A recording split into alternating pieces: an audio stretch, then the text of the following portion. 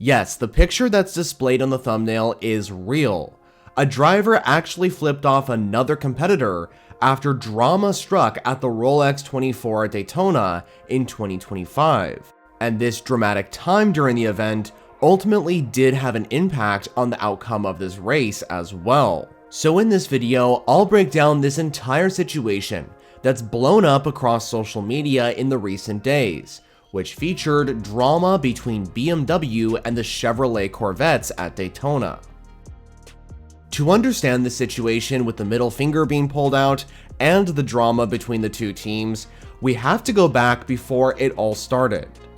Picture this, the day is January 25th of 2025.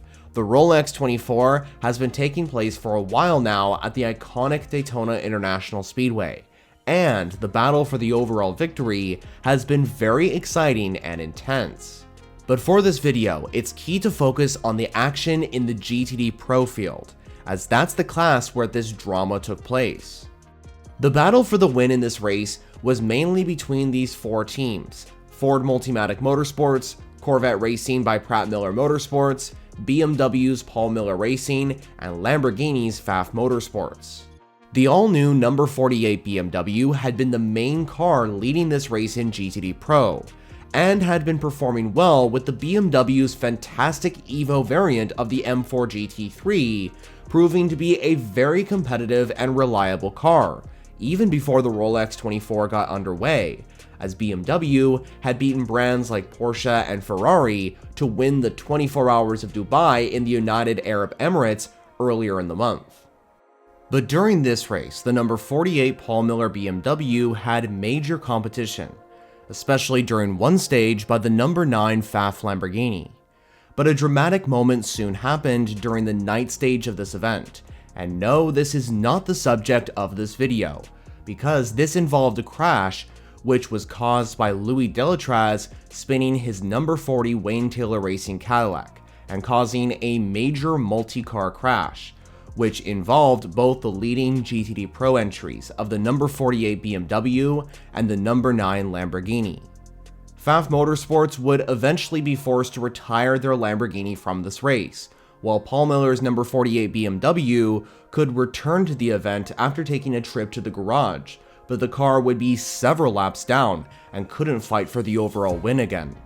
Later on, during the morning of January 26th when the daytime hours returned, BMW was still in the fight for the GTD Pro win, but this time with Paul Miller Racing's other entry, the number 1 car, while Pratt Miller Motorsports was also involved in the battle for the win with their number 4 Corvette, currently driven by Tommy Milner. Meanwhile, the two Ford Mustang GT3s were several seconds behind from the leading pair, but were still in contention for the in-class victory, while a few other cars, like the number 69 Get Speed Mercedes for example, had good opportunities to potentially fight for the win as well. With under 4 hours to go, Tommy Milner in the number 4 Corvette was in second and chasing down the number 1 Paul Miller BMW, with Californian Connor DeFilippi behind the wheel, who was leading in GTD Pro at the time, and soon the Pratt Miller team made a strategy call and brought the number 4 Corvette into pit lane for an undercut on the BMW, and for a mandatory stop. And after DeFilippi came into the pits during the next lap in the BMW, Milner had closed the gap and eventually passed the BMW with warmer tires, to therefore take the lead in GTD Pro. And this is really where that dramatic moment happened. BMW and Corvette had an intense rivalry going on for this race, as they were battling for the win, as all fierce competitors do in motorsports, especially with a race that is so exciting, long, and historic as the Rolex 24 at Daytona. And you see, what was happening now was that BMW and Paul Miller Racing's number 48 car, which was still in the race, even though it was out of contention for the win, was actually ahead on track of this battle which involved the sister car, even though it was 55 laps down. And with Milner's number 4 Corvette starting to pull away from DeFilippi's number 1 BMW following the pit stops, the number 48 car with Augusto Farfus behind the wheel started to hold up Tommy Milner, which resulted in the Corvette being sandwiched between two factory BMW cars. What Farfus's defense was resulting in was Milner losing a lot of time to the number 1 BMW in the fight for the win, making life a little difficult for the Corvette behind in order to help the team car achieve the win is a little understandable. It's actually happened multiple times before in motorsports. What's not okay though is the way the number 48 BMW handled the situation, as the car was blocking the Corvette from getting past and aggressively defending to allow the number 1 BMW to get into the lead, which is just going too far, even if it's a car on another team. Ultimately, there has to be respect between cars battling out on track. Otherwise, there wouldn't be safe, competitive, and trustworthy racing between competitors. And to Milner and Corvette Pratt Miller, there wasn't at the time when it came to that BMW, especially considering that it was multiple laps down and intentionally making things difficult. The 48 BMW's blocking eventually resulted in contact being made between the race-leading Corvette and BMW entries, which gave the number 4 car damage. And it was also announced that Farfus was instructed by race control to come down pit row as the number 48 BMW was being handed a drive-through penalty for the blocking.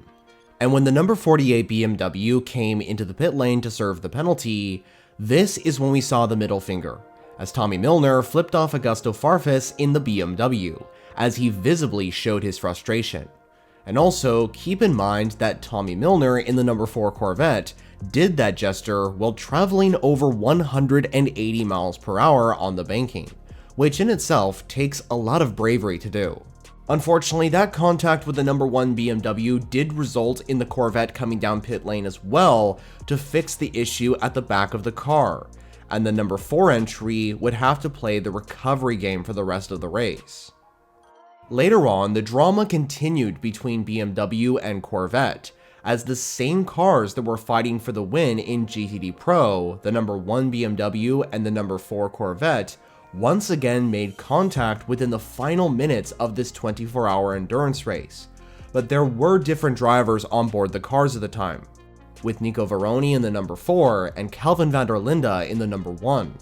But unfortunately, this time the BMW car came off worse, as van der Linde had a spin and dropped outside the podium places.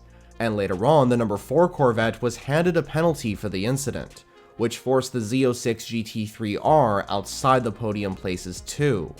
But thankfully for Chevrolet, Pratt Miller's other car, the number 3 Corvette, would end up finishing the race in second.